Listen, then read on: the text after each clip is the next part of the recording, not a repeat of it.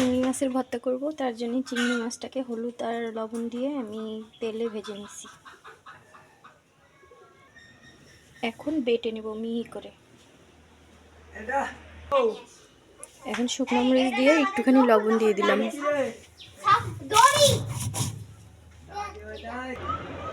এখন রসুন আর ভাজা পেঁয়াজ দিয়ে দিলাম।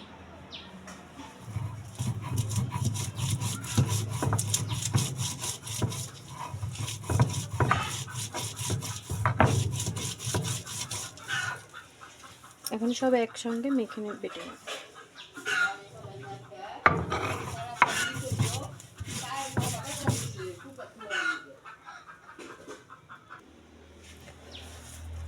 এই যে বেটে নিলাম, হয়ে গেছে।